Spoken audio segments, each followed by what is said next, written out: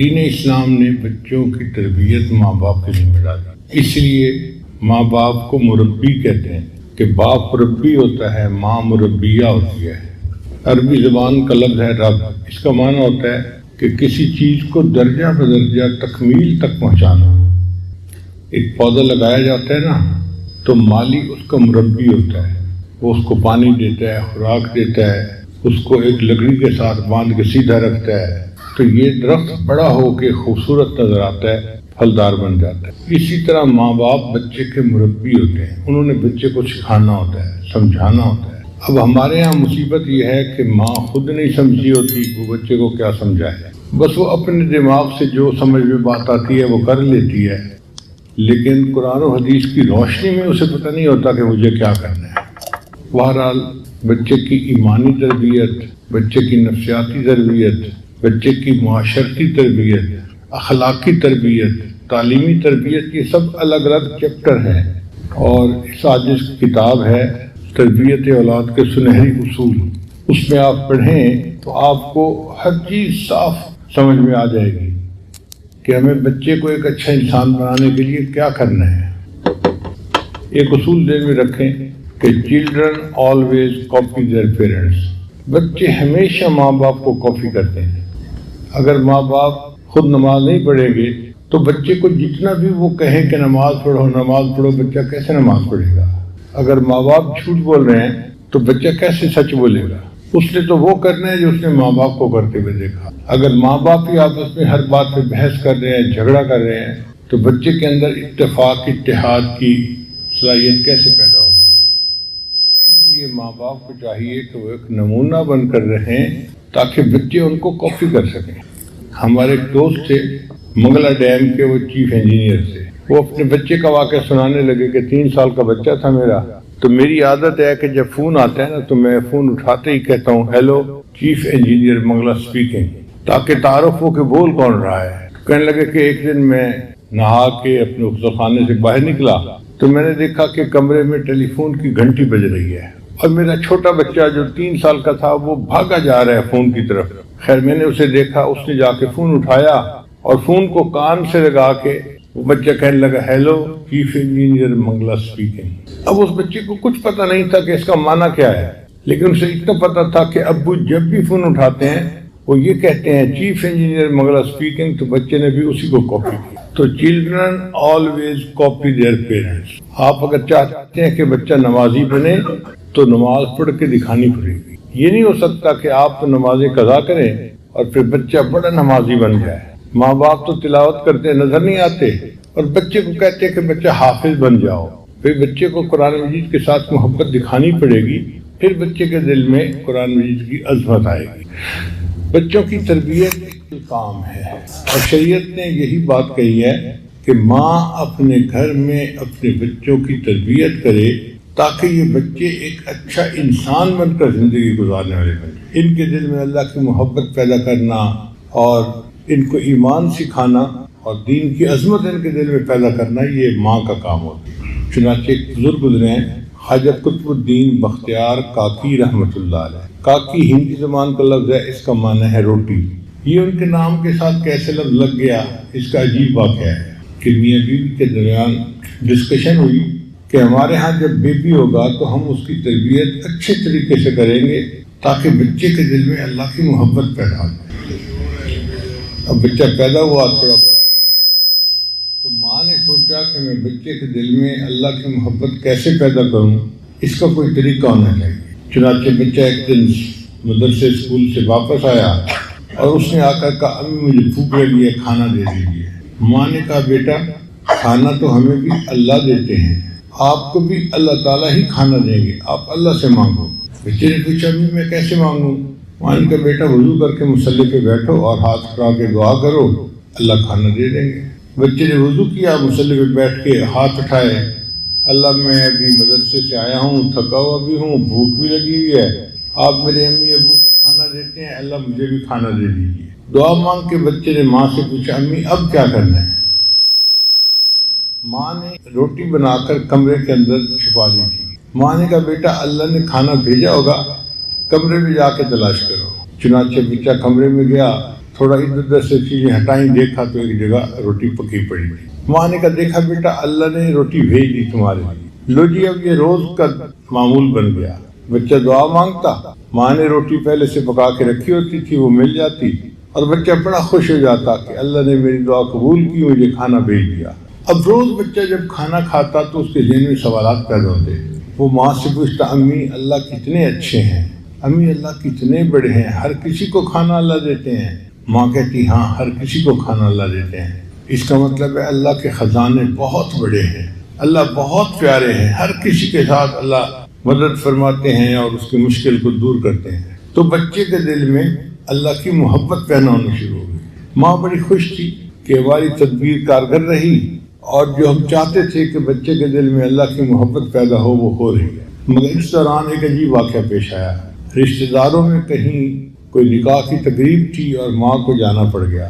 اس تقریب میں ماں ایسی مصروف ہوئی کہ اسے وقت کا خیال نہ رہا۔ جب اس نے گھڑی دیکھی تو وقت تو بچے کا مدرسے سے آنے کا ہو چکا تھا، تو ماں کو بڑی پریشانی لاحق ہوئی، میرا بچہ گھر آ گیا ہوگا، اور اگر آج اس نے مصلی پہ بیٹھ کے دعا مانگی اور اسے کمرے میں پڑا ہوا کھانا نہ ملا تو بچے کا تو یقین خراب ہو جائے گا، میری اتنی عرصے کی محنت ضائع ہو جائے گی۔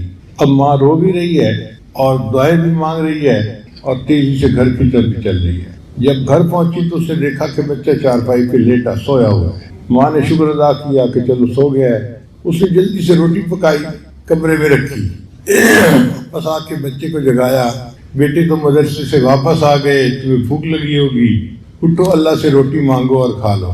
بیٹے نے کہا اماں جب میں آیا تھا نا اس وقت مجھے بہت بھوک لگی ہوئی تھی، اس وقت میں نے مصلی پہ بیٹھ کے کھانا اللہ سے کھانا مانگا تھا اور یہ بھی کہا تھا کہ اللہ آج امی بھی گھر نہیں ہے، میں اکیلا ہوں، آپ مجھے کھانا دے دیجئے۔ پھر امی میں کمرے میں گیا تو وہاں مجھے ایک روٹی پڑی ہوئی ملی، میں نے وہ روٹی کھائی، جو مزہ آج اس روٹی میں آیا وہ اس سے پہلے کبھی نہیں آیا تھا۔ تو اللہ نے اس بچے کا یقین بنانے کے لیے غیب سے روٹی کا انتظام کر دیا۔ ان کے نام کے ساتھ لگ گیا قطب الدین بختیار کاکی رحمۃ اللہ۔ پھر یہ بچہ اتنے مضبوط ایمان والا اللہ کا ولی بنا کہ تاریخ کی کتابوں میں لکھا ہے کہ مغل بادشاہوں کا یہ پیر تھا، سارے مغل بادشاہ ان سے بیعت تھے، اور جب وقت کے بادشاہ بیعت ہو تو پھر عوام الناس کے کیا کہہ رہے ہیں۔ تو لاکھوں مریدوں کے پیر یہ وہ بچہ ہے جس کی ماں نے بچپن میں تربیت دی تھی۔ ہم بھی اگر چاہتے ہیں کہ ہم اپنے بچے کی تربیت کریں تو بچپن ہی کا وقت ہے تربیت کرنے کا۔ کہتے ہیں کہ بچپن کی باتیں بچپن میں بھی بندے کو نہیں بھولا کرتی کیونکہ وہ دل میں اتر جاتی ہیں۔ ہم نے بیرون ملک میں ایک بات عجیب دیکھی کہ پاکستانی نوجوان باہر ملک چلے جاتے ہیں، بہت جلدی شراب پینا شروع کر دیتے ہیں، بہت جلدی سور کا گوشت کھانا شروع کر دیتے ہیں، بہت جلدی بدکاری کا ارتکاب شروع کر دیتے ہیں، اس قسم کی برائیاں بہت جلدی اپنا لیتے ہیں۔ مگر وہ جتنے مرضی شرابی کبابی بن جائیں اسلام سے نہیں ہٹتے، اپنے آپ کو کہتے مسلمان ہیں۔ چنانچہ مجھے ایک بندہ ملا امریکہ میں نے پوچھا آپ کا نام کیا ہے؟ کہنے لگا میرا نام مو ہے۔ اب میں حیران کہ بھئی مو نام کیا ہے؟ تو پتہ چلا کہ ماں باپ نے نام محمد رکھا تھا، یہ چونکہ اب شرابی کبابی بن گیا یہاں آ کے تو اسے اچھا نہیں لگتا تھا کہ مجھے شراب خانے میں کوئی محمد کے نام سے پکارے، تو اس نے لوگوں کو کہا جی میرا نام مو ہے۔ اب اس قدر غافل بندہ جو اپنا نام بھی مو کہلواتا ہے اور الٹے سیدھے کاموں میں لگا ہوا ہے، ایمان اس کے بھی دل میں ہے۔ میں نے اس سے بات چیت کی تو مجھے محسوس ہوا کہ ایمان تو اللہ کا بڑا پکا ہے، ذرا ہٹنے کو تیار نہیں۔ تو پھر اندازہ ہوا کہ باقی عادتیں اس نے بڑے ہو کے سیکھی تھیں، شراب نہیں پینا، بدکاری نہیں کرنا، سور کا گوشت نہیں کھانا، جو اس نے خود سیکھی تھی اس نے آرام سے چھوڑ دی۔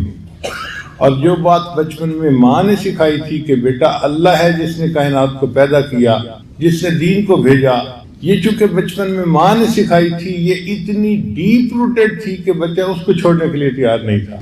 چنانچہ ایک اور امریکن نوجوان تھا، اس کا عجیب و غریب واقعہ ہے کہ دفتر میں کام کرتا تھا تو اس کو دفتر کی ایک امریکن لڑکی پسند آ گئی، وہ بیچارہ اس کے عشق میں گرفتار ہو گیا۔ اب وہ چاہتا تھا کہ میری اس کے ساتھ شادی ہو جائے، مگر وہ انگریز لڑکی مانتی نہیں تھی۔ وقت گزرنے کے ساتھ ساتھ اس کی حالت اتنی عجیب ہوئی کہ اس کو یوں لگتا تھا کہ بس پوری دنیا میں اگر کوئی میرا مقصد ہے تو میں نے اس لڑکی سے شادی کر کے رہنا ہے۔ اس نے اس سے بات کی کہ تو جو شرط لگائے گی میں قبول کروں گا، شادی میں نے تجھ سے کرنی ہے۔ لڑکی نے اپنے والدین سے بات کی، لڑکی کے والد نے کہا کہ ٹھیک ہے ہم تمہاری شادی کر دیں گے، مگر چند باتیں اس سے ہم منائیں گے۔ کون سی باتیں؟ پہلی بات یہ کہ شادی کے بعد یہ واپس اپنے ملک پاکستان کبھی نہیں جائے گا۔ لڑکا مان گیا۔ تم اپنے والدین سے کبھی رابطہ نہیں کرو گے، یہ بھی مان گیا۔ تمہارے جتنے مسلمان دوست ہیں تم ان سب سے بے تعلقی اختیار کر لو گے۔ لڑکا اس بات کو بھی مان گیا۔ پھر جس ایریے میں تم رہتے ہو وہاں اپنا گھر چھوڑ کے، جہاں لڑکی کے ماں باپ کا گھر ہے جو عیسائیوں کی آبادی تھی، وہاں تم اپنا گھر لو گے۔ لڑکا یہ بھی مان گیا۔ پھر ان کا کہ اچھا ہم جب کھانے کے لیے جائیں گے تو جو کچھ ہم کھائیں گے وہ تمہیں بھی کھانا پڑے گا، جو ہم پیئیں گے تمہیں بھی پینا پڑے گا۔ لڑکا یہ شرطیں بھی مان گیا۔ پھر انہوں نے ایک شرط آخری لگائی، ہم ہفتے میں ایک دفعہ چرچ جاتے ہیں سنڈے کے دن، ہمارے ساتھ تم سنڈے کے دن چرچ میں جایا کرو گے۔ لڑکا یہ بات بھی مان گیا۔ پاگل ہوا ہوتا ہے نا، جیسے وہ لڑکا پاگل ہوا تھا۔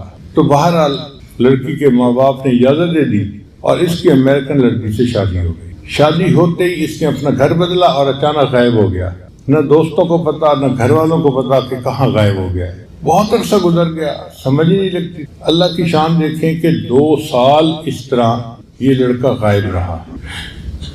2 سال کے بعد ایک دن امام صاحب مسجد میں فجر کی نماز کے لیے آئے تو انہوں نے دیکھا کہ یہ لڑکا بھی مسجد میں داخل ہوا اور اس نے فجر کی نماز پڑھی۔ پھر امام صاحب سے بات ہوئی تو امام صاحب نے کہا بھئی کہاں غائب ہو گئے، 2 سال سے آپ کو دیکھا ہی نہیں، آج آپ اچانک برآمد ہو گئے ہیں کہیں سے۔ کہنے لگا جی میں مسجد کی بجائے کمرے میں بیٹھ کے سٹوری سناؤں گا۔ امام صاحب مسجد کے کمرے میں لے آئے۔ اس نے کہا جی کہ میرے اوپر ایسا غلبہ تھا اس لڑکی کا، عشق کا، کہ میں کہتا تھا کہ جو مرضی ہو جائے مجھے اس لڑکے سے شادی کرنی ہے۔ ان لوگوں نے یہ ساری شرطیں مجھ سے منوائیں اور میں نے مانی۔ شادی کے بعد میں نے اپنی بیوی کے ساتھ زندگی گزارنی شروع کر دی۔ اب اس کو تو دین سے کوئی غرض نہیں تھی، وہ اس کو ہفتے میں ایک مرتبہ چرچ لے جاتی اور شاپنگ کرتی اور اپنا سیر سپاٹا ادھر ادھر، اس بیچ پہ جا رہے ہیں اس بیچ پہ جا رہے ہیں، وہی کافرانہ زندگی اس کی بھی ہو گئی۔ کہنے لگا کہ 1 سال ہم نے سیدھا گزار لیا۔ 1 سال کے بعد ایک دن بیوی نے گھر کی صفائی کی تو میرے گھر میں ایک کتابوں کا ریک بنا ہوا تھا جس میں کتابیں پڑی ہوئی تھی۔ ان میں ایک قرآن مجید بھی رکھا ہوا تھا جس پر سبز رنگ کی جلد چڑھی ہوئی تھی۔ میں روز آتے جاتے اس قرآن مجید کے اوپر محبت کی نظر ڈالتا تھا اور اپنے دل میں نادم اور شرمندہ ہوتا تھا، میں نفس کا غلام ہوں، اے اللہ میں گناہ گار ہوں، میں خطا کار ہوں، میں اپنے اندر کی خرابی کی وجہ سے اس لڑکی کی خاطر سب کچھ چھوڑ بیٹھا ہوں، مگر اے اللہ یہ تیری کتاب ہے اور میرا ایمان تیرے اوپر پکا ہے اور میں قرآن کو سچ کتاب مانتا ہوں۔ کہتے یہ میرا روز کا معمول تھا، میں پڑھتا نہیں تھا قرآن، صرف آتے جاتے محبت کی ایک نظر ڈالتا تھا اور اپنے دل میں اپنے آپ کو مجرم سمجھتا تھا اور دعا کرتا تھا، اور میرے پاس ندامت کے سوا اور کچھ تھا بھی نہیں۔ ایک دن میں دفتر سے گھر آیا تو میری نظر پڑی تو وہاں وہ مجھے سب کتاب نظر نہیں آئی، تو میں نے بیوی سے پوچھا کہ ایک گرین کتاب یہاں پڑی تھی وہ کہاں گئی؟ اس نے کہا میں نے گھر کی صفائی کی تھی اور وہ فالتو کتابیں جن کو نہ آپ پڑھتے ہیں نہ میں پڑھتی ہوں، میں نے ان سب کتابوں کو ٹریش کر دیا۔ میں نے پوچھا کیا مطلب؟ کہنے لگی ان کو میں نے ٹریش کین کے اندر باہر پھینک دیا ہے۔ کہتے یہ سنتے ہی تو میرے جسم میں ایک کرنٹ سا دوڑ گیا، اللہ کی کتاب اور اس کو اس نے ٹریش کین کے اندر پھینک دیا۔ میں بھاگا ہوا گیا اور میں ٹریش کین سے قرآن مجید اٹھا کے لایا اور اسے چوما اور اسے واپس آ کر رکھا۔ اب میری بیوی ضد کر کے بیٹھ گئی، تم اس کتاب سے محبت کا کیوں اظہار کر رہے ہو؟ میں نے کہا یہ قرآن مجید اللہ کا کلام ہے۔ کہنے لگی اچھا ابھی تمہارے اندر مسلمانی کچھ باقی ہے؟ میں نے کہا ہاں، شادی تمہارے ساتھ کی ہے، اپنا ایمان تو میں نے تمہیں نہیں بیچا۔ وہ کہنے لگی اچھا یا قرآن کو اس گھر میں رکھو یا پھر مجھے اس گھر میں رکھو۔ میں نے اسے بہت سمجھایا کہ دیکھو یہ میرا پرسنل معاملہ ہے، تو اس پہ انٹرفیئر نہ کر، ہم اچھا زندگی گزار رہے ہیں۔ لڑکی کو پتا تھا کہ میں اس کی کمزوری ہوں۔ کہنے لگا کہ اس نے بریف کیس بنایا، کہنے لگی کہ میں اب گھر جا رہی ہوں، والدین کو جا کے بتاتی ہوں کہ تمہارے اندر ابھی بھی اسلام باقی ہے، تم مسلمان ہو۔ تو وہ تو اپنے ماں باپ کو بتانے چلی گئی اور میں پھر اس کو چھوڑ کے مسجد میں آ گیا اپنے رب کو منانے کے لیے۔ اور جو قرآن مجید کی تھوڑی سی محبت اس بچے کے دل میں تھی، اس کی وجہ سے اللہ نے اس کا ایمان بچا لیا پھر اس نے اپنی بیوی کو طلاق دے دی اور اسلامی زندگی کو دوبارہ اپنا لیا اور ایک اچھا مسلمان بن کے زندگی گزارنے لگے۔ تو بچپن میں جو باتیں سیکھی ہوتی ہیں نا، وہ پھر بچپن میں بھی نہیں بھولا کرتی، ڈیپ روٹیڈ ہوتی ہیں۔ اس لیے بچپن میں بچے کی تربیت کرنا انتہائی ضروری کام ہے۔ ہمارے قریبی عالم تھے، وہ ایک مرتبہ انڈیا گئے، وہاں ایک بڑے عالم تھے ان کے گھر میں۔ ان عالم کے ایک بڑے بیٹے تھے جس کی عمر تقریباً 8-9 سال کی تھی۔ انہوں نے اس بچے کے ذمہ لگا دیا کہ بیٹا یہ مہمان ہے اور آپ نے ان کی مہمان نوازی کرنی ہے۔ وہ لڑکا اتنا سمجھدار تھا، وقت پہ ناشتہ لے آتا، وقت پہ کھانا لگاتا، پانی لے آتا، ہر چیز تیار۔ یہ نہا کے نکلتے تو ان کے لیے کپڑے تیار ہوتے، یہ کھانا کھاتے تو ان کے لیے ان کے جوتے پالش ہوتے۔ یہ بڑے حیران ہوتے کہ یہ بچہ بڑا سمجھدار ہے، ہر کام اپنے وقت پہ کرتا ہے اور اس کو پتہ ہے کہ مہمان نوازی کیسے کی جاتی ہے۔ مگر ایک بات انہوں نے دیکھی کہ وہ بچہ اپنا کام کر کے پھر چلا جاتا تھا، بیکار ان کے پاس بیٹھتا نہیں تھا، وقت نہیں دیتا تھا۔ اب یہ چاہتے تھے کہ مجھے لڑکا بات کا موقع دے تو میں پوچھوں کہ اس کی تربیت والدین نے کیسے کی ہے، مگر بچہ آتا، چیز رکھتا اور چلا جاتا۔ ایک دن جب اسے آ کے کھانا رکھا تو بچہ واپس جا رہا تھا۔ وہ کہتے ہیں کہ میں نے جلدی میں اس بچے سے کویسچن کیا، بیٹا بتاؤ تم سب سے بڑے ہو؟ تو جیسے ہی میں نے اس سے کویسچن پوچھا نا، بچہ بتاؤ تم سب سے بڑے ہو، تو بچہ میری یہ بات سن کے کھڑا ہو گیا اور شرما کے دیوار کے ساتھ لگا اور مجھے کہنے لگا کہ انکل سچی بات تو یہ ہے اللہ سب سے بڑے ہیں، ہاں بہن بھائیوں میں میری مرزیادہ ہے۔ آپ دیکھیں ماں باپ نے کیسی تربیت کی تھی کہ بچے نے اتنی چھوٹی سی بات کو بھی جو ہے نا وہ نوٹ کر لیا کہ انکل سچی بات تو یہ ہے اللہ سب سے بڑے ہیں، ہاں بہن بھائیوں میں میری مرزیادہ ہے۔ تو بچے کی تربیت کی دی جائے تو بچے کی شخصیت پھر اس کے حساب سے بنتی ہے۔ اب اس بارے میں 12 اصول ہیں، آج میں آپ کے سامنے ان کے بارے میں کچھ عرض کر دوں گا۔ پہلا اصول تو یہ کہ بچوں کے لیے دعائیں کرنا، کیونکہ ماں باپ کی دعائیں بچوں کے حق میں اللہ اس طرح قبول کرتے ہیں جس طرح اپنے اولیاء کی دعاؤں کو قبول کیا جاتا ہے۔ تو ماں جیسی بھی ہو بچوں کے لیے دعا کرتی رہے۔ مجھے آج بھی یاد ہے کہ بہت چھوٹی عمر تھی میری، 2 سال 3 سال کی عمر ہوگی۔ یہ وہ وقت تھا جب میں اپنی والدہ کے ساتھ بستر پہ اکٹھا سوتا تھا، تو کئی مرتبہ رات کو میری آنکھ کھلتی تو میں دیکھتا کہ والدہ بستر پہ نہیں ہے، تو میں اٹھ کے بیٹھ جاتا تھا۔ جب میں اٹھ کے بیٹھ جاتا تو مجھے اکثر یہ دیکھنے کو ملتا کہ والدہ نے بستر کے سرہانے کی طرف مصلی بچھایا ہوتا تھا اور نفل نماز پڑھ رہی ہوتی، تہجد کی نماز پڑھ رہی ہوتی۔ پھر میری والدہ کی عادت تھی کہ وہ آخر پر اونچی آواز سے دعا مانگتی تھی، جہر سے دعا مانگتی تھی، اور دعا میں وہ بڑے بھائی سے دعائیں کرنی شروع کرتی تھیں اور نام لے لے کے ہر بھائی اور بہن کے لیے دعا کرتی رہتی تھیں، اور میں سب دعائیں سنتا رہتا تھا۔ مجھے اس زمانے میں اتنی سمجھ نہیں تھی کہ یہ دعائیں ہے کیا، اس کو نیک بنا دے، اس کو یہ کر دے، اس کو وہ کر دے، مجھے نہیں پتا تھا کیا امی مانگ رہی ہے۔ میں تو صرف نام سنتا تھا سب کے اور انتظار کرتا تھا کہ میرا نام امی کب لے گی۔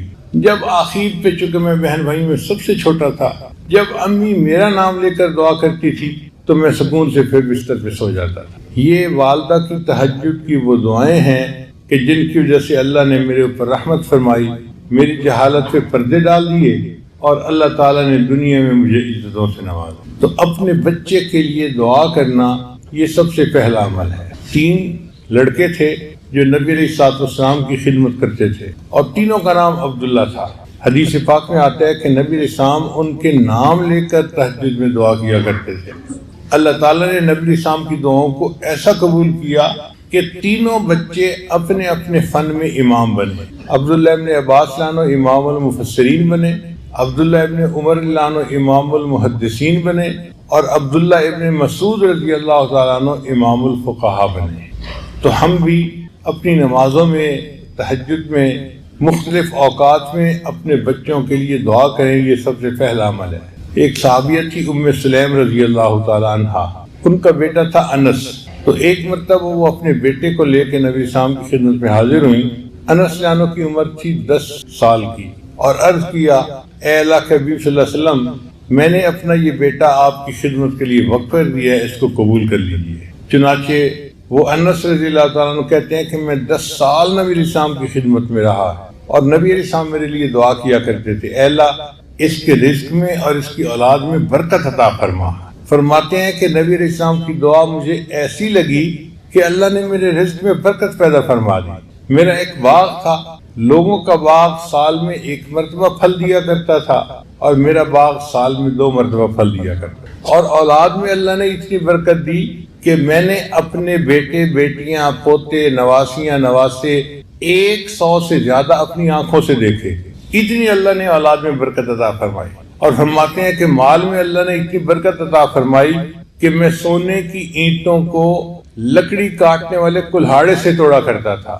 اب آپ بتائیے کہ لکڑی کاٹنے والے کلہاڑے سے جو توڑا جاتا ہے تو وہ کوئی 2-4 تولے کی بات تو ہے نہیں نا، وہ پھر اینٹیں ہی ہوگی. اتنا اللہ نے مال دیا، اتنا اللہ نے رزق عطا فرما دیا، اتنی اولاد عطا فرما دی. تو اولاد کے لیے دعائیں کرنا یہ سب سے پہلا اصول ہے کہ اللہ ان کو نیک بنا دے، ان کو معاشرے کا اچھا فرد بنا دے، ان کو اپنے دین کا خادم بنا دے. اے اللہ ان کو محبوب صلی اللہ علیہ وسلم کا غلام، سچا غلام بنا دے. اللہ ان کو وقت کا ولی بنا دے. جو اولاد کے لیے دعائیں ماں باپ مانگیں گے اللہ تعالیٰ اس کو قبول فرمائیں گے. یہ والدین کی دعائیں اللہ کے یہاں اس طرح قبول ہوتی ہیں کہ بخاری شریف لوگ پڑھتے ہیں، امام بخاری رحمۃ اللہ بچپن میں نابینا ہو گئے تھے، آنکھوں کی بیرائی چلی گئی تھی، کچھ نظر نہیں آتا تھا. ان کی والدہ نے ان کے لیے رو رو کے اللہ سے دعا مانگی. اللہ نے امام بخاری کو دوبارہ بینائی عطا فرما دی اور اتنے بڑے وہ محدث بن گئے. تو ماں کی دعا جنت کی ہوا، اس میں کوئی شک نہیں ہے. اس لیے ماں باپ اپنی اولاد کے لیے دعائیں کریں. تربیت اولاد کا پہلا اصول یہی. اور دوسرا اصول کہ بچے کے ساتھ نرمی کا معاملہ کریں، سختی نہ کریں. بچوں کی تربیت میں خود بھی نرمی ہوتی ہے اور بچے نرمی سے زیادہ سیکھتے ہیں بنسبت گرمی کے. آج ہمارے ماحول معاشرے کی سب سے بڑی جو ہے نا وہ کوتاہی یہی ہے کہ بس صرف ڈانٹ ڈپٹ ہمیں آتی ہے. باپ کو تو بس 2 لفظ بولتا ہے اور تیسری مرتبہ اس کا تھپڑ لگ رہا ہوتا ہے اور کوئی بات ہی نہیں ہوتی. اور ماں بھی ہر وقت چیختی چلاتی رہتی ہے، شاؤٹ کرتی رہتی ہے، یہ نہ کرو وہ نہ کرو، تمہیں سمجھایا نہیں، یہ نہیں وہ نہیں فلاں نہیں. بچے کو پیار سے سمجھانا چاہیے، وہ جلدی سمجھتا ہے. مار نہیں پیار، یہ بچے کی اولاد، یہ بچے کی تربیت کے لیے دوسرا اصول ہے. حدیث مبارکہ میں آتا ہے، نبی صاحب نے ارشاد فرمایا اللہ تعالیٰ نرمی کو پسند فرماتے ہیں. اللہ تعالیٰ نرمی کو پسند فرماتے ہیں اور نرمی پر وہ رحمتیں نازل فرماتے ہیں جو سختی کے اوپر نازل نہیں فرماتے. تو اس لیے بچوں کے ساتھ ہمیشہ نرم رہیں. نبی علیہ الصلوۃ والسلام حضرت انس عنہ کے ساتھ اتنا محبت کا رویہ رکھتے تھے کہ انس عنہ روایت کرتے ہیں کہ میں 10 سال نبی علیہ السلام کی خدمت میں رہا. 10 سال میں نبی علیہ السلام نے نہ مجھے کبھی جھڑکا، نہ گالی دی، نہ مجھے کبھی مارا، نہ لوگوں کے سامنے کبھی مجھے رسوا کیا. 10 سال نبی علیہ السلام نے پیار سے ان کی تربیت کی اور اس دوران نہ مار پیٹ کی ضرورت پیش آئی نہ بچے کو ملامت کرنے کی ضرورت پیش آئی. تو محبت سے اگر آپ بچے کو سمجھائیں گے تو بچہ بات جلدی سمجھ آ جائے. تو پہلا اصول تھا اولاد کی تربیت کے لیے نیک بننے کے لیے دعائیں کرنا، اور دوسرا اصول تھا کہ بچے کے ساتھ نرمی سے پیش آنا. نبی علیہ السلام ایک مرتبہ نماز پڑھ رہے تھے تو حضرت عبداللہ ابن عباس عنہ بچے تھے، وہ بھی آ گئے تہجد کے وقت میں کہ میں بھی نبی علیہ السلام کے پیچھے نماز پڑھتا ہوں. اب انہوں نے آ کے پیچھے نیت باندھی. تو جب پیچھے نیت باندھی تھی، نفل نماز تھی نا، تو نبی علیہ السلام نے انہیں پیچھے سے اشارہ کر کے اپنے ساتھ کھڑا کر لیا. وہ تھوڑی دیر تو کھڑے رہے، پھر پیچھے ہٹ گئے. پھر نبی علیہ السلام نے دوبارہ پھر ان کو اپنے ساتھ کھڑا کر لیا. وہ تھوڑی دیر کھڑے رہے، پھر پیچھے ہٹ گئے. تو نبی علیہ السلام نے تیسری مرتبہ ان کو پھر آگے کر کے اپنے ساتھ کھڑا کیا. جب سلام پھیرا تو نبی علیہ السلام نے پوچھا کہ عبداللہ جب میں تمہیں آگے کھڑا کرتا تھا تم پیچھے کیوں ہٹ جاتے تھے؟ تو عبداللہ ابن عباس نے جواب دیا، اے اللہ کے نبی صلی اللہ علیہ وسلم، میں چھوٹا ہوں، بچہ ہوں، مجھے آپ کے قریب کھڑے ہونا ادب کے خلاف نظر آ رہا تھا، اس لیے آپ مجھے کھڑا تو کرتے تھے، میں پیچھے ہٹ جاتا تھا. تو دیکھیے نبی علیہ السلام نے غصہ نہیں کیا. اب تصور کریں کہ ہم پڑھ رہے ہیں نفل، ہمارا بچہ آ جاتا ہے اور ہم ایک مرتبہ اس کو آگے کھڑا کرتے ہیں، وہ پھر پیچھے ہٹ جاتا ہے، پھر دوسری مرتبہ کھڑا کرتے ہیں، پھر پیچھے ہٹ جاتا ہے، پھر تیسری مرتبہ. تو ہم تو سلام پھیرتے ہی جوتا اٹھاتے اور بچے کو لگا دیتے کہ عقل کے اندھے، تمہیں میں آگے کھڑا کرتا تھا تم پیچھے کیوں ہٹتے تھے. ہم اس کا موقف سننا ہی گوارا نہ کرتے. بھئی بچے نے اگر بات نہیں مانی تو اس کی بھی کوئی وجہ ہوگی نا، کوئی ریزن ہوگی، تو معلوم تو کریں کہ ریزن کیا تھی. تو بچے کے ذہن میں ریزن تھی کہ میں چھوٹا ہوں، مجھے ادب کرنا چاہیے. کتنی اچھی ریزن تھی. تو نبی علیہ السلام نے غصہ نہیں کیا، ان کو سمجھا دیا کہ تمہیں وہیں کھڑا ہونا چاہیے تھا جہاں میں نے کھڑا کیا تھا۔ تو شفقت سے، نرمی سے، پیار سے بچے جلدی سمجھ جاتے ہیں۔ ایک بچہ تھا، اس کو اس کے والد نے ایک بار سمجھایا کہ بیٹا، نبی علیہ السلام کا نام نامی اسم گرامی تم نے وضو کے بغیر نہیں لینا، اور بچے نے دل میں ارادہ کر لیا کہ میں نبی علیہ السلام کا نام وضو کے بغیر نہیں لوں گا۔ اور وہ چھوٹا سا بچہ تھا، اور جب بھی نبی علیہ السلام کا نام لینا ہوتا وہ وضو کے ساتھ نام لیتا۔ نام بچے کا احمد تھا۔ ایک دن عجیب معاملہ پیش آیا، بزم ادب تھی اسکول میں، اور اس میں ڈپٹی کمشنر نے آنا تھا، تو اسلامیات کے جو ٹیچر تھے انہوں نے کچھ نعتیں سکھائی تھی بچوں کو۔ ایک نعت انہوں نے احمد کو یہ سکھائی، وہ نبیوں میں رحمت لقب پانے والا، مرادیں غریبوں کی بر لانے والا۔ بچے نے نعت تو اچھی یاد کی اور وہ پڑھ بھی بڑے شوق سے رہا تھا، لیکن موقع پہ جب پڑھنے لگا تو بچے نے جمع کا صیغہ استعمال کر لیا، وہ نبیوں میں رحمت لقب پانے والے، مرادیں غریبوں کی بر لانے والے۔ اب ڈی سی او نے جب یہ سنا تو اس نے پھر بعد میں تقریر کی، اور اس نے نام لے کر کہا کہ فلاں بچے نے یہ پڑھا، جبکہ شاعر نے تو کلام یوں لکھا ہے۔ اور اصل مصیبت یہ ہے کہ ہمارے جو ٹیچر ہے وہ توجہ نہیں دیتے بچوں کے اوپر، جس کی یہ مثال ہے کہ بچہ یہ پڑھ رہا ہے اور ٹیچر نے اس کو سمجھایا ہی نہیں۔ اب وہ جو دینیات کے ٹیچر تھے ان کی خوب بےعزتی ہوئی سارے مجمع میں۔ تو دینیات کے ٹیچر کو نا بچے کے اوپر غصہ تھا کہ میں نے تو اسے کہا تھا کہ تم ایسے پڑھنا، اس نے میری بات نہیں مانی، اس نے پھر جمع کا صیغہ استعمال کر۔ اگلے دن عجیب معاملہ ہوا کہ اس کلاس کا ایک پیریڈ جو تھا نا وہ فارغ تھا، ٹیچر چھٹی پہ تھے، آئے نہیں تھے، تو بچے شور مچا رہے تھے۔ 2 پیریڈ تھے، ایک پیریڈ تھا ریسیس سے پہلے اور ایک پیریڈ تھا ریسیس کے بعد۔ چنانچہ جب ہیڈ ماسٹر نے دیکھا کہ بچے شور کر رہے ہیں تو اسٹاف روم میں دینیات کے ٹیچر بیٹھے ہوئے تھے، انہوں نے ان کو بلایا اور بلا کے کہا کہ فلاں کلاس کے بچے شور مچا رہے ہیں، بہتر یہ ہے کہ آپ 2 پیریڈ ان کے پاس چلے جائیں اور ان کے ٹائم گزر جائے گا۔ چنانچہ وہ دینیات کے ٹیچر کلاس میں آ گئے۔ ان کا بھائی میں نے اس وقت آپ کو پڑھانا تو نہیں ہے کچھ، بس میں اس لیے آیا ہوں کہ آپ لوگ شور نہ کریں اور آپ کی وجہ سے باقی کلاسز میں ڈسٹربنس نہیں ہونی چاہیے۔ چلو ہم ایسا کرتے ہیں کہ میں آپ لوگوں سے سوال پوچھتا ہوں چھوٹے چھوٹے، اور آپ لوگ اس کے جواب بتاتے جائیں تو ہمارا ٹائم گزر جائے گا۔ کلاس کے بچوں نے کہا ٹھیک ہے۔ چنانچہ استاد صاحب جو تھے دینیات کے وہ چھوٹے چھوٹے کوشچن پوچھتے، فلاں کیا ہے، فلاں کیا ہے، فلاں کیا ہے، اچھا تم بتاؤ تم بتاؤ تم بتاؤ۔ ایک موقع پہ انہوں نے احمد سے کہا کہ احمد یہ بتاؤ ہمارے پیغمبر اسلام کا نام کیا ہے۔ احمد کھڑا تو ہو گیا، نام نہیں بتایا۔ تو دینیات کے ٹیچر نے پھر کہا احمد تمہیں نام آتا ہے نبی علیہ السلام کا؟ اس نے سر ہلا کے کہا جی آتا ہے۔ تو احمد بتاؤ کیا نام ہے؟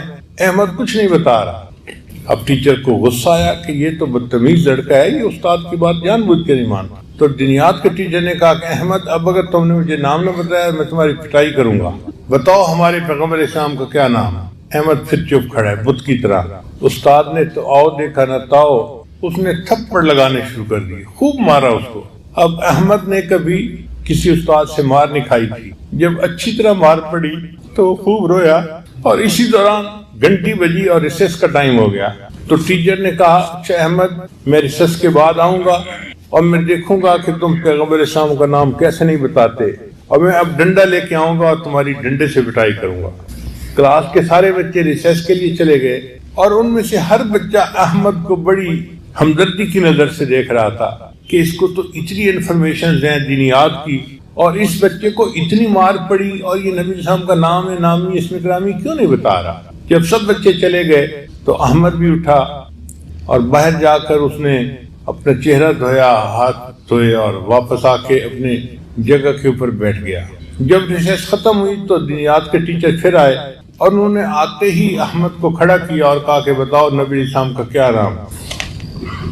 احمد نے بتا دیا کہ ہمارے پیغمبر اسلام کا نام محمد صلی اللہ علیہ وسلم۔ اب دینیات کے ٹیچر کو حیرت ہوئی کہ اس نے اتنی مار کھائی اور پہلے نہیں بتایا، اور اب آرام سے اٹھ کے نام بتا دیا ہے۔ تو اب انہوں نے ذرا محبت سے قریب آ کے احمد کے سر پہ ہاتھ رکھا اور پھر پوچھا کہ احمد پیارے بچے بتاؤ تم نے پہلے نام کیوں نہیں بتایا تھا؟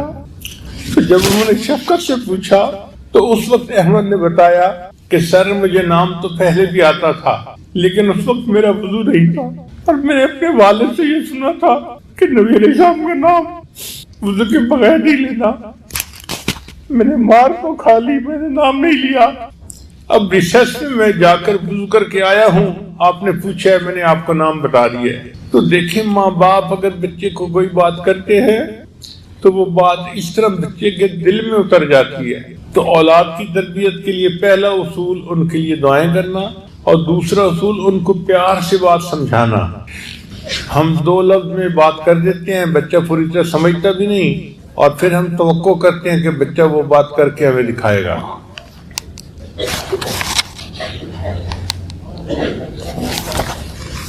پھر تیسرا اصول کہ مناسب وقت پہ بات کرنا۔ ہم عام طور پر بے وقت باتیں کرتے ہیں، اور بے وقت کی باتیں بچوں پر اثر نہیں کرتی۔ بر وقت بات سونے کی ڈلیوں کی مانند ہوتی ہے۔ بچے کو اس وقت بات کریں جب بچہ ریسیپٹیو موڈ میں ہو۔ چنانچہ 4 اوقات ایسے ہیں کہ جب بچہ ریسیپٹیو موڈ میں ہوتا ہے، اس کو جو بات کی جائے وہ جلدی قبول کرتا ہے۔ ان میں سے پہلا وقت جب بچہ گاڑی میں بیٹھتا ہے نا، سواری پہ سوار ہوتا ہے، تو اس وقت بچہ لرننگ موڈ میں چلا جاتا ہے۔ اس لیے گاڑی میں بیٹھے ہی بچے سوال پوچھنا شروع کر دیتے ہیں، ابو یہ کیسے، امی وہ کیسے، اور ہم اس وقت ان کو ڈانٹ ڈپٹ کرتے ہیں، چپ رہو، کیا باتیں کرتے ہو۔ وہ وقت بڑا قیمتی وقت ہوتا ہے۔ اس وقت بچے کو کوئی بھی بات کہیں وہ بچے کے ذہن میں اتر جاتی ہے، بچے کے دل میں نقش ہو جاتی ہے، اور حدیث پاک سے بھی یہ بات ثابت ہے۔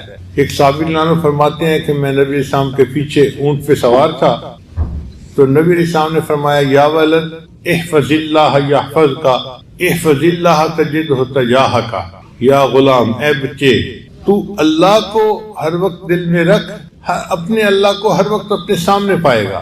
تو نبی علیہ السلام نے ایسے وقت میں یہ بات کی کہ جب بچہ سواری پہ سوار تھا۔ ہم بھی اس وقت کے لیے نصیحتیں تیار کر کے رکھا کریں پہلے سے، کہ بچے نے گاڑی میں بیٹھنا ہے اور ہم سے پوچھنا ہے، اور ہم اس وقت یہ نصیحت کریں گے۔ جب بچہ نصیحت سننے کے موڈ میں ہو، اس وقت نصیحت کریں گے تو وہ نصیحت کو قبول کرے گا۔ ہم نصیحت اس وقت کرتے ہیں جب بچے فائٹ اینڈ فلائٹ موڈ میں ہوتے ہیں۔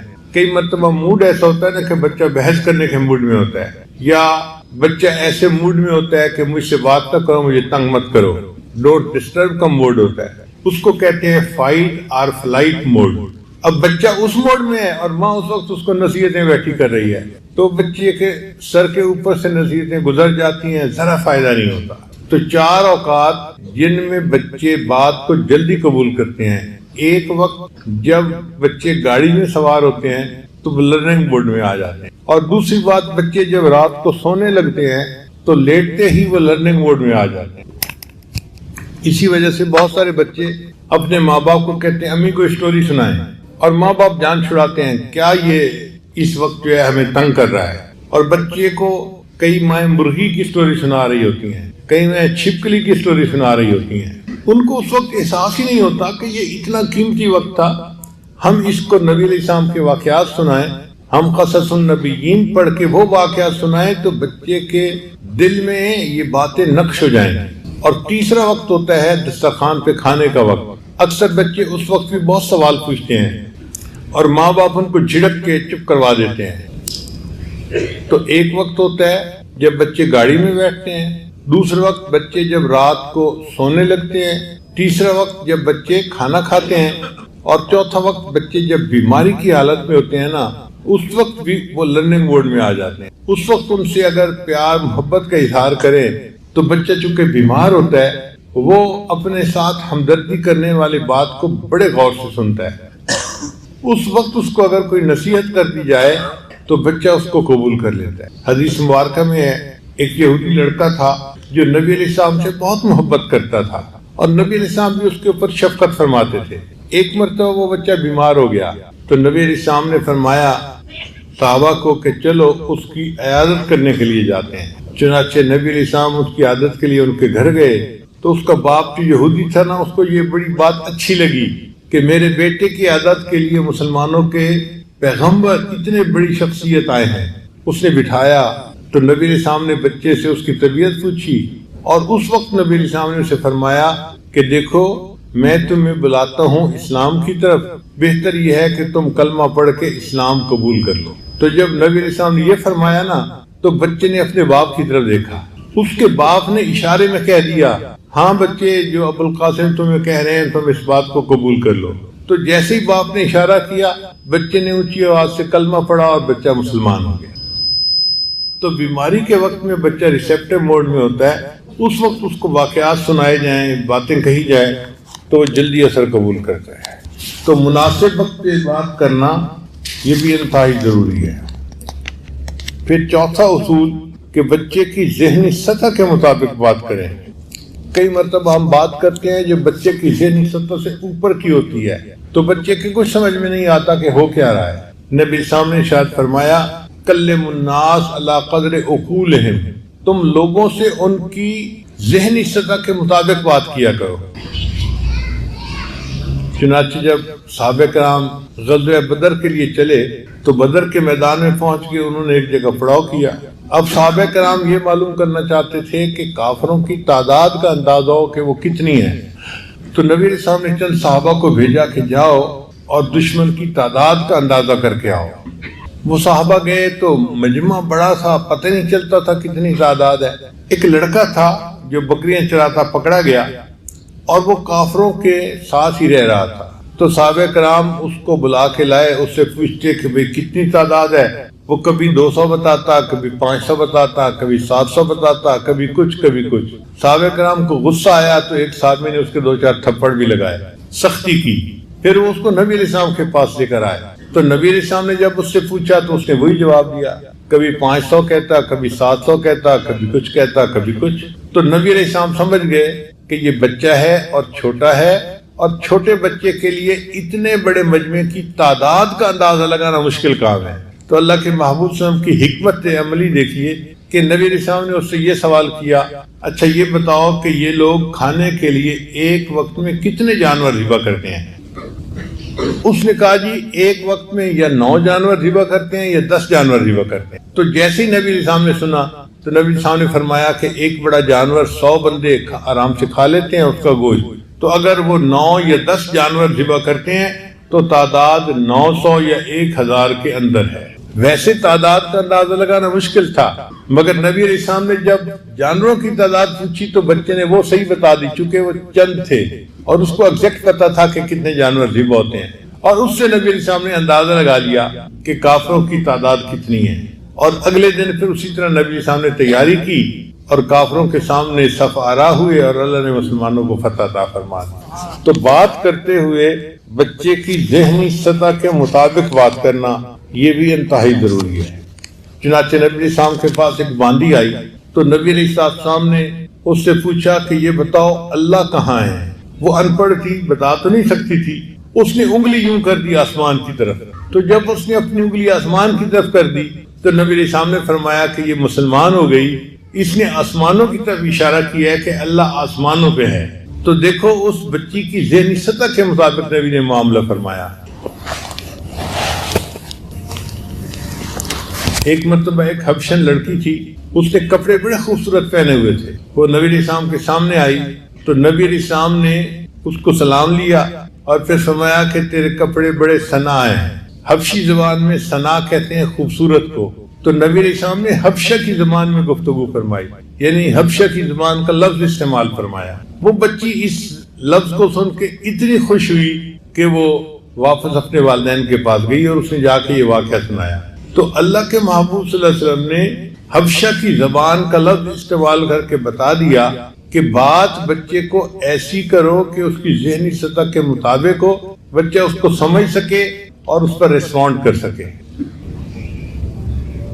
تو پہلا اصول اولاد کے لیے دعائیں کرنا، دوسرا اصول کے نرمی سے اولاد کی تربیت کرنا، تیسرا اصول کے مناسب وقت پہ بات کرنا، اور چوتھا اصول کہ ان کی ذہنی سطح کے مطابق بات کرنا، اور پانچواں اصول کہ واضح بات کرنا.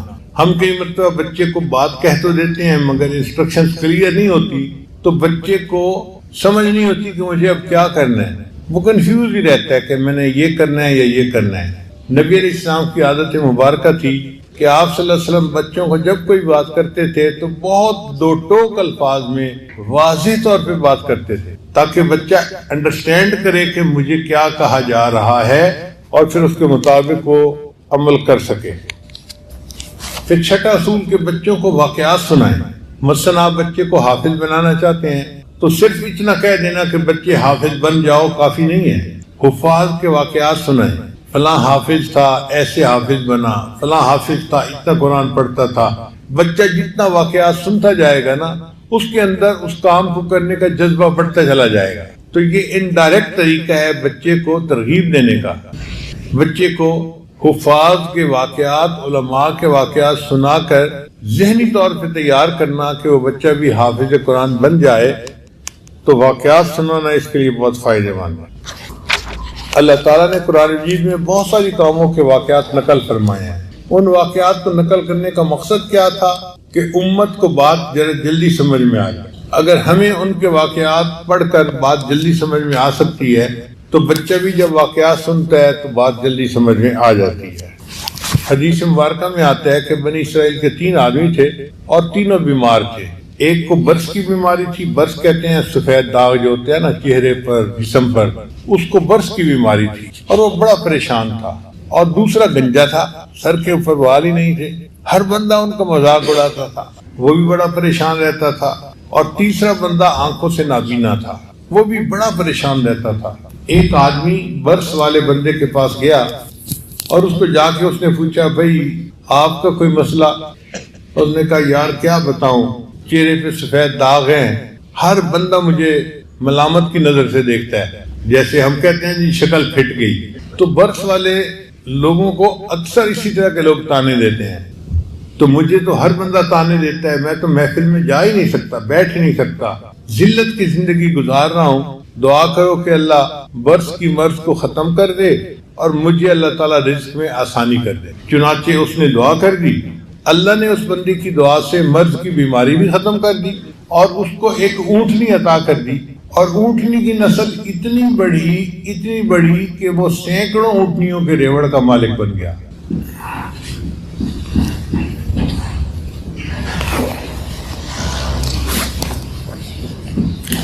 پھر وہ دوسرے بندے کے پاس گیا، اس سے پوچھا بھائی تمہارا کوئی مسئلہ؟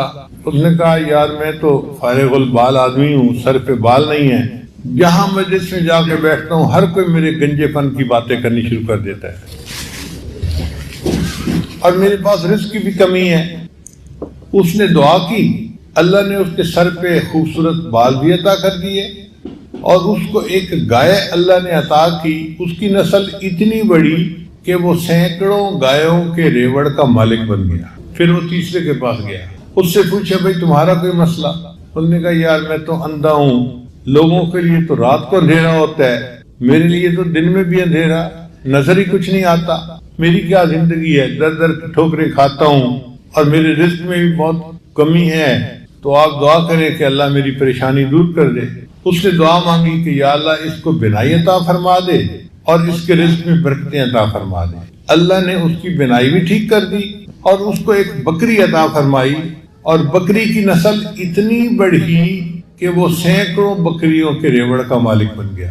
حدیث مبارکہ میں آتا ہے کہ یہ تینوں آدمی بنی اسرائیل میں بڑے امیر زندگی گزارنے والے بن گئے، بڑے وقت کے سیٹھ کہلانے لگ گئے. پھر ایک بندہ پہلے کے پاس آیا اور پہلے سے آ کے کہا کہ دیکھو آپ کو اللہ نے اتنا رزق دیا ہے، اتنی عزت دی ہے، ایک وقت تھا آپ کے پاس کچھ بھی نہیں تھا، آج اتنا کچھ اللہ نے آپ کو دے دیا، اس اللہ کے نام پہ آپ مجھے بھی کچھ دے دو. اس نے کہا بھائی میں تمہارے گھر سے نہیں کچھ لے کے آیا، محنت کی ہے جس کی وجہ سے مجھے یہ سب جو ہے نا وہ ملا ہے، اور تو کیسے کہہ رہا ہے کہ تمہارے پاس کچھ نہیں تھا؟ آج کے بعد اگر یہ بات کی تو دیکھو میں تمہاری زبان کھینچ لوں گا. اس نے کہا یار مجھ سے ناراض نہ ہو، بس تم جیسے تھے اللہ تمہیں ویسا کر دے. لو جی اس بندے کی برس کی بیماری پھر واپس آ گئی اور اس کے جانوروں میں ایسا وائرس پھیلا، بیماری پھیلی کہ سارے جانور مر گئے، جیسا پھیلا تھا ویسا ہی بن گیا. پھر یہ بندہ دوسرے کے پاس گیا اور اس سے بھی جا کے یہی سوال کیا کہ میں فقیر ہوں اور اللہ کے نام پہ مانگنے آیا ہوں، تو بھائی اللہ کے نام پہ کچھ دے دو. جس اللہ نے آپ کو سب کچھ دیا، ایک وقت تھا آپ کے پاس کچھ بھی نہیں تھا، آج اتنا اللہ نے آپ کو دیا ہے. اس کو بھی اس پہ غصہ آ گیا، میں بھی امیر، میرا باپ بھی امیر تھا، میرا دادا بھی امیر تھا، ہم تو جدی پشتی امیر ہیں، نیک ہیں، اچھے لوگ ہیں، تو کیسے کہتا ہے کہ تمہارے پاس کچھ نہیں تھا؟ آج کے بعد تو نے ایسی باتیں کی تو میں تمہیں زندہ نہیں چھوڑوں گا. جب اس نے غصہ کیا نا اس بندے نے کہا اچھا بھائی مجھ پہ غصہ نہ کرو، تم جیسے تھے اللہ تمہیں ویسا ہی کر دے۔ دعا قبول ہوئی، جتنی گائیں تھیں سب مر گئیں اور سر کے جو بال تھے وہ بھی سارے صاف ہو گئے، پھر دوبارہ گنجا بن گیا۔ پھر وہ تیسرے کے پاس گیا اور تیسرے کے پاس جا کر کہا کہ بھائی میں ایک فقیر محتاج ہوں، اللہ کے نام پہ مانگنے آیا ہوں، ایک وقت تھا تمہارے پاس تو کچھ نہیں تھا، اللہ نے تمہیں سب کچھ دیا، تو مجھے بھی اللہ کے نام پہ دے دو۔ جب اس نے یہ بات کہی نا تو وہ بندہ جو ہے اس کی آنکھوں میں آنسو آ گئے، کہنے لگا یار تم بالکل سچ کہہ رہے ہو، ایک وقت تھا میں اندھا تھا، ایک وقت تھا میرے پاس کچھ مال نہیں تھا، میں پھوٹی کوڑی کو ترستا تھا، کسی اللہ کے بندے نے مجھے دعا دی، آج دیکھو میرے پاس ہزاروں بکریاں ہیں اور اللہ نے مجھے آنکھوں کی بینائی بھی عطا فرما دی، تم اس اللہ کے نام پر مانگنے میرے پاس آئے ہو، جتنا تمہارا دل چاہے تو میری بکریوں میں سے لے جاؤ اللہ کے نام پہ۔ اس بندے نے کہا مبارک ہو، میں اللہ کا فرشتہ ہوں اور اللہ نے 3 بندوں کے پاس مجھے بھیجا تھا، 2 بندے اپنی اوقات بھول گئے، اللہ نے ان سے نعمتوں کو واپس لے لیا، تم نے اپنی اوقات کو یاد رکھا، اللہ تمہیں یہ نعمتیں اور زیادہ عطا فرمائے۔ کہتے ہیں کہ یہ بندہ بنی اسرائیل کا بڑا مالدار بندہ بن کر زندگی گزارتا رہا۔ تو انسان واقعات سنائے اور پھر بچے کو بتائے کہ بچے اپنی اوقات کو ہمیشہ یاد رکھنا، تو یہ ہو نہیں سکتا کہ وہ بچہ اپنی اوقات کو بھول کے تکبر کے بولنے والا بن جائے۔ تو بات کریں تو بڑوں کے واقعات سنا کر، احادیث کے واقعات سنا کر پھر بچے کو ایک نتیجہ نکالیں کہ بچے دیکھو یہ کرنا ہے اور یہ نہیں کرنا۔ دیکھو یہ کعب بن مالک جانو کا واقعہ ہے اور اس سے ثابت ہوتا ہے کہ ہمیں سچ بولنا چاہیے، لہذا بچے تو نے بھی سچ بولنا ہے تو بچہ سچ بولے گا۔ 7واں اصول کہ بچے کو وہ کام کر کے دکھائیں، اس کو کہتے ہیں تجرباتی طریقہ۔ چنانچہ نبی علیہ السلام بعض اوقات صحابہ کرام کو اس طرح بھی بات سمجھایا کرتے تھے۔ ایک حدیث میں آتا ہے کہ نبی علیہ السلام نے ایک لمبی لکیر لگائی، فرمایا کہ یہ سیدھا راستہ ہدایت کا راستہ ہے، اور پھر سائڈ پہ لکیریں لگا کر بتایا کہ یہ راستے گمراہی کے راستے ہیں۔